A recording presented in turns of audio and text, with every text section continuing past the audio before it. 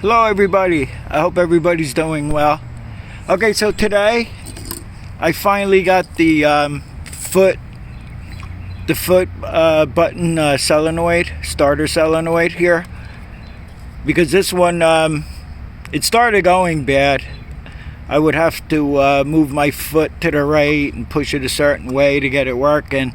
And the last time I went out snow plowing with it, it got wet and didn't want to start at all. So I was able to just jump the two terminals here, the two ends here, with a screwdriver to get it started. But the only problem with that is you blow your ear out because the muffler's right here. So I managed to get through, the day. That was the last time I had to go out and plow because it didn't snow after that anymore. And then after it dried up a bit, I still had to push this button in. I guess I had to push my foot to the right or whatever it took to get it to start again, like I had to do today. So it took 3 weeks for this to come. I got it from GT Gravely, and he's having problems with his internet, with the Chrome or whatever it is site that they use, because I usually order everything on the website, and I pay for it through the website, and then it's sent to me in a couple of weeks, because the mail service isn't too great either. So besides that, what I'm going to do today is I'm going to show you how I diagnose the problem, which this tractor did have the problem, and we'll get to that soon. Now my friend the Rusty Rooster, he just put out a video on how to diagnose the ignition system. But he did it with a key start system, which is different because you have the key start switch, then it goes to the solenoid, then it goes to the starter. And I'm going to leave a link in the comment section in this video to his video that he made on this very same problem. What I'm going to show you today is how I do it with a test light. I'm just going to be using a test light, but it's better to use the multimeter so you could digitally see the volts, and I'll explain to you why that's important. So what I'm going to do right now is I'm going to drop the snowplow off, and I'll be back with you.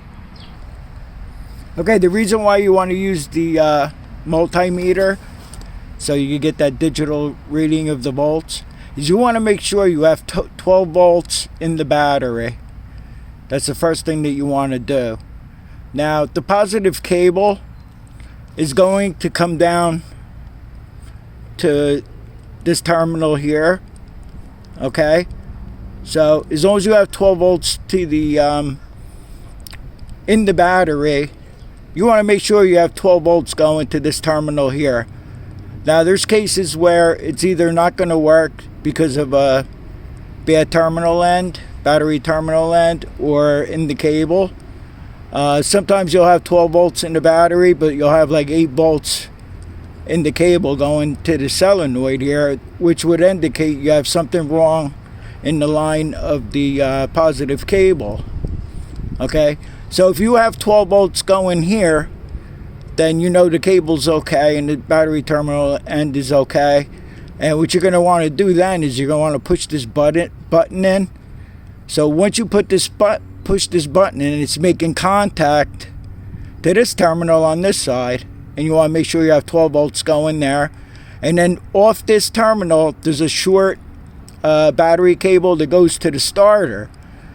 Okay, so if you have 12 volts here when you push the button, but you're not getting 12 volts to the starter, which happened to this tractor during the time I was building it. I had 12 volts here when I pushed the button in, but at the starter there was none. There was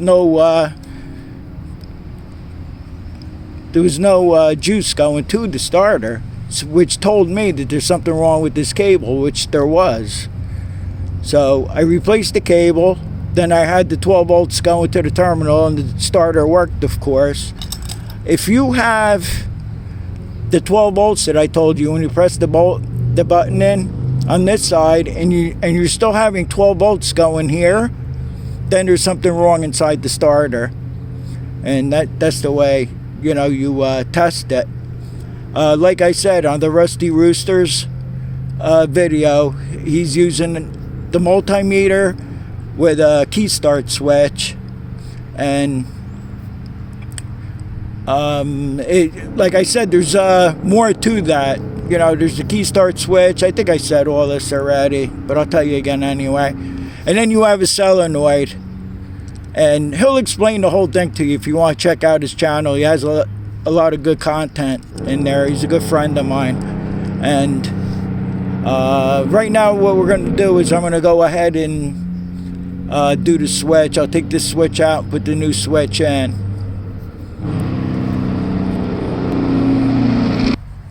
So another important thing I want to tell you is, especially if you're working on your car and you need to disconnect the battery, always disconnect the negative side. If you want to disconnect both terminal ends, disconnect the negative side first before you do the positive side. Reason being is if you go to take off the positive side and you have the negative side hooked up, there's a good chance that sometimes you may hit the fender or something with the wrench. And you could cause other problems like blowing a main fuse out. If you're lucky, that's the only problem you would cause.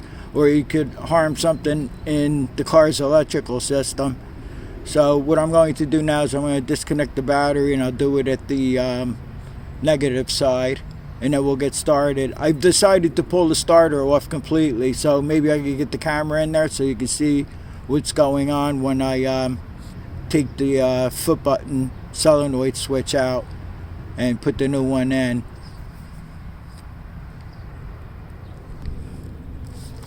Okay, so I'm going to take off the battery terminal end at the starter here. The cable end here. I'll take that off first. And then I'll unbolt the starter and get that out of the way.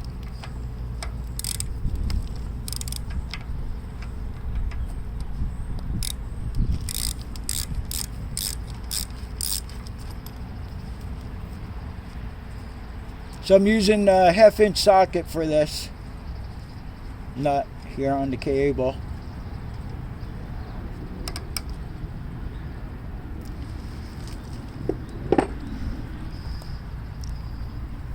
I just screwed the nut back on the stud here so we don't lose it. And then we're going to be using a 9/16 socket with a wrench to pull the starter off.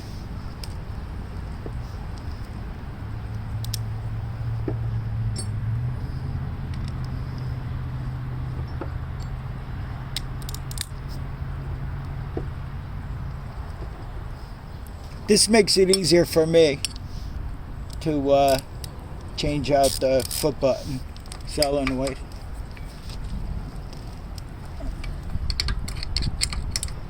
I sprayed a little WD on the bolts and that stud.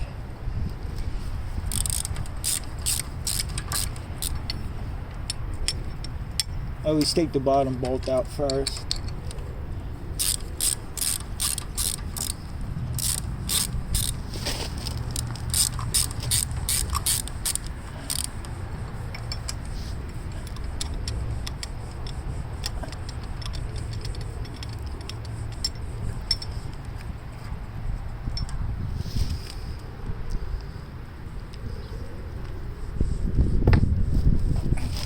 So right here, I have the negative cable that grounds to this bolt here.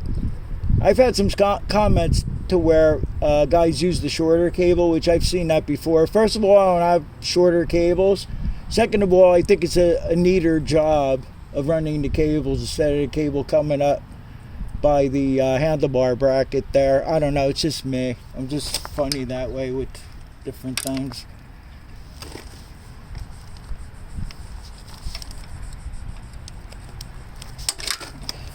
But it's always a good idea. It's cheaper to buy the shorter cable anyway if we're going to replace the cables.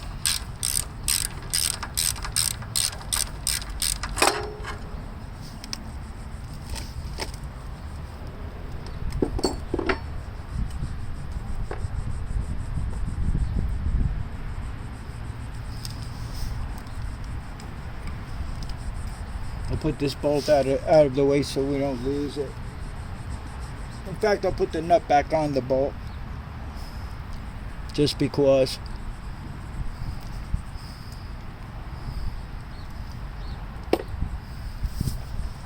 Okay, so now we can just pull our starter. I'll have to pop the chain off here.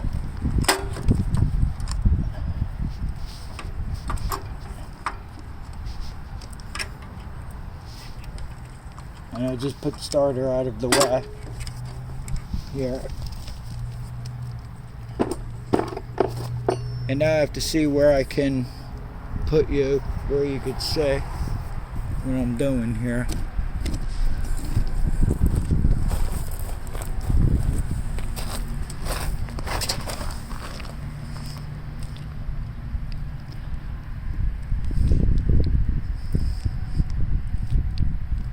I think you should be able to see what I'm doing.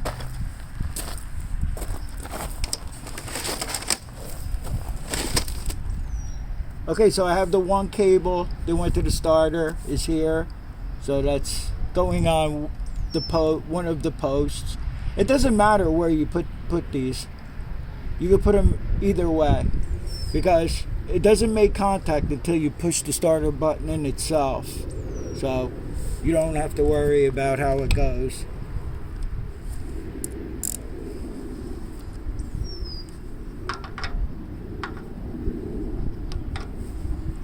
I did their 9/16. Are they 9/16s? Or they're bigger?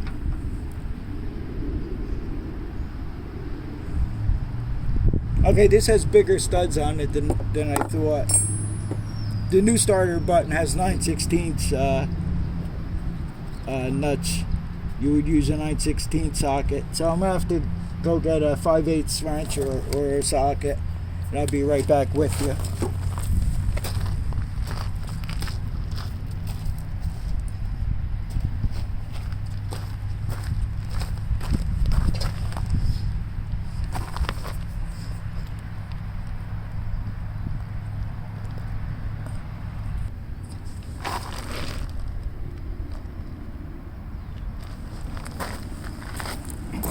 Okay, so I have my 5/8 socket to get these off.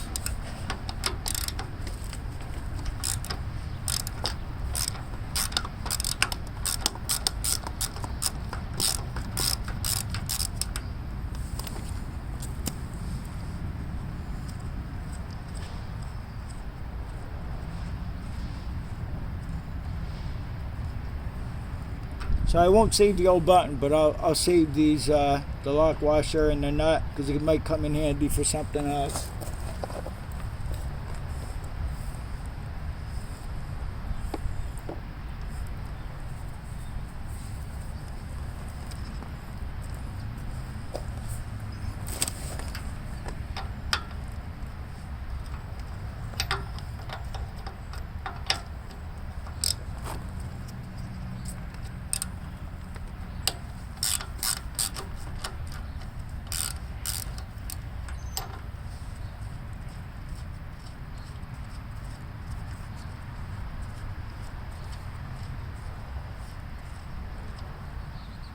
I bought new 1/4-inch bolts, nuts and bolts that hold the button in. You can't see it from there, but this is very wiggly and wobbly. And also, from GT Gravely, they said it was something new they have. The button is a lifetime warranty on the button, but I don't know. I don't know about that. I've gone through quite a few of these over the years.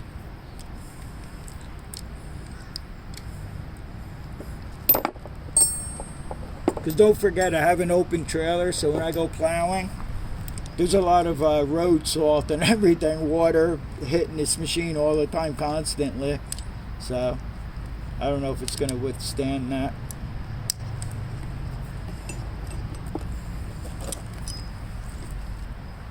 Okay, so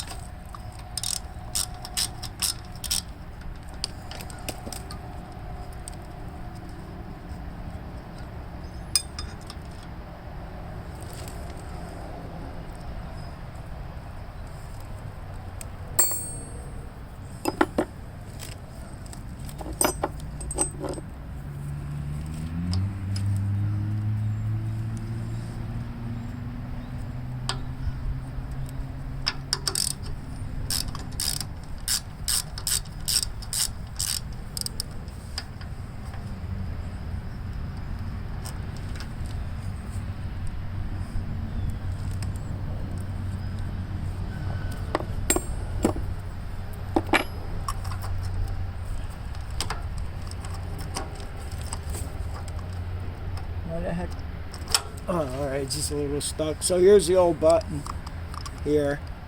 It's all weebly wobbly.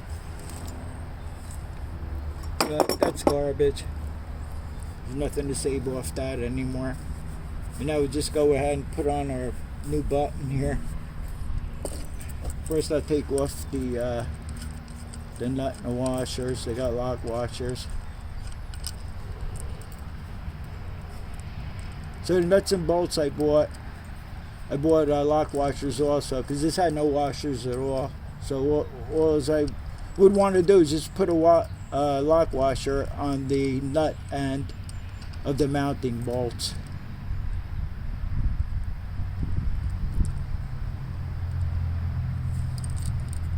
Okay, that's that.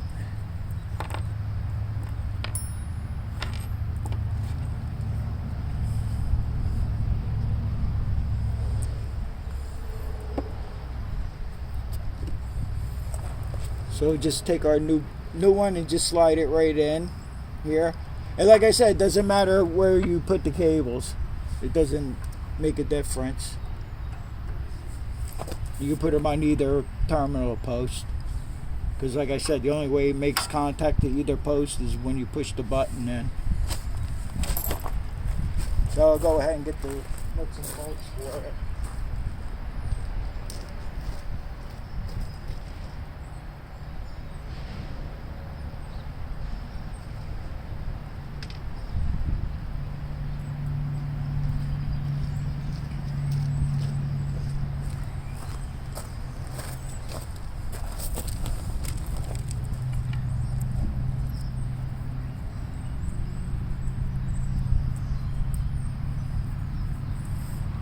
I hope the camera's set up so you can sit. I'm pretty sure it is. I'm good for that. I just got another complaint on an older video. What was I doing? I was putting fuel lines in a handheld blower. And I mean, the people are right to comment it and said I could only see you and not the... Is when I first started, you know, making videos. But you get better and better. Well, I think I'm better at it now than I was before. But the last commenter, I said I'll do better next time. When I get another one, I'll make another video on how I did that. Because those blowers, you know, it's a two-stroke. They're a little bit of a pain. You got to take the whole thing apart to get to the gas tank to replace the fuel lines on it. So it's a good idea if everybody could see exactly what I'm doing.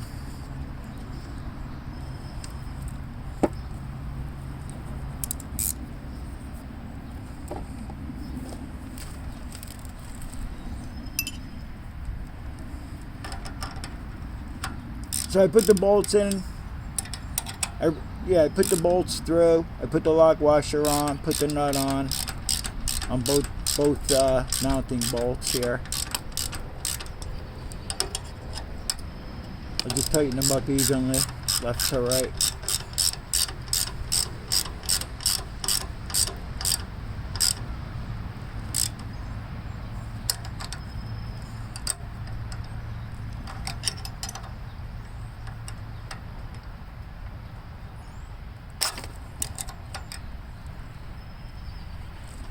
Tight enough.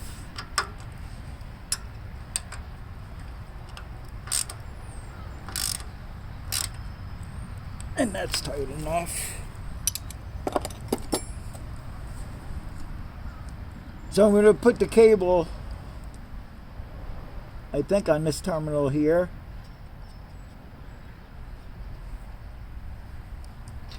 Alright, I'll put the battery cable itself on this terminal up here.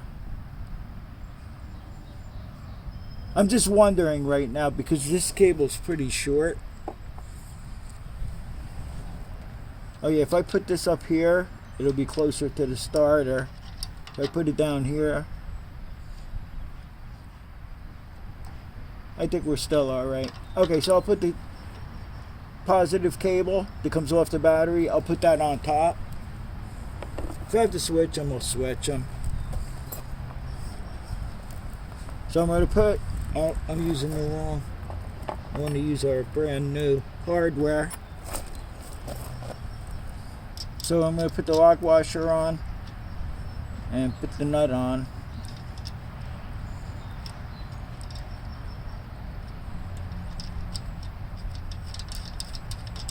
And these nuts are 1/2-inch socket you're going to want to use. And what I'll do is I'll push this cable up here like this and tighten it up. So it's a neat job.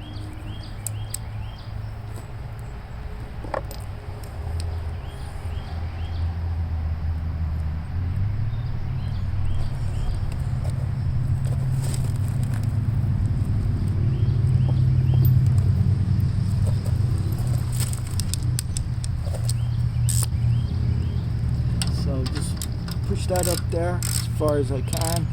This way it clears the starter also. Because don't forget your starter has to go back in here. But you don't want this hitting, I don't want it rubbing against the side of the block here. And that's tight enough for that. And we can take this here.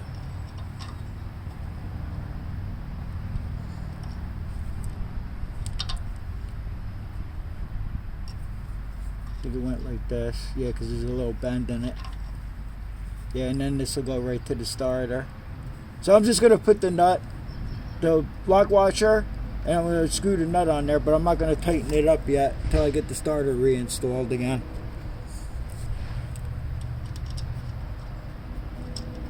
I hope I explained it good on how to check and diagnose an electrical problem with your ignition system here, your starter system.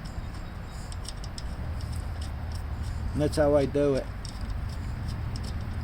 And I'll just recap again. It's better to do it with your multimeter digital volt, so you can see how many volts are in the battery, and you want 12, or it's always over 12 volts when you have a good strong battery. And then you're going to want 12 volts from the cable to the battery to this post here. And then when you push the button in, you're going to want over 12 volts here also. Now when the cable went bad, like I was telling you, I had 12 volts to this when I pushed the button in, and even on the end of the cable. But the problem was I was not getting 12 volts to this end. That's why he told me the cable was no good. And if you have 12 volts going all the way up here to the starter and it still doesn't want to start, then something went wrong inside the starter. I just want to repeat it again, and I hope you understand what I'm talking about.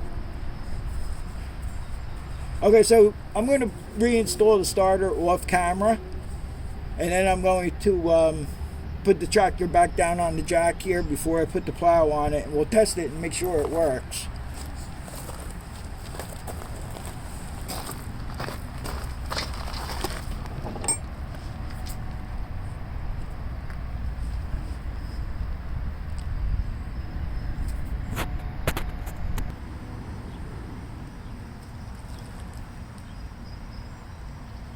Okay, so it's all put back together, and I hooked up the battery, and we'll see if it starts or how it starts or what.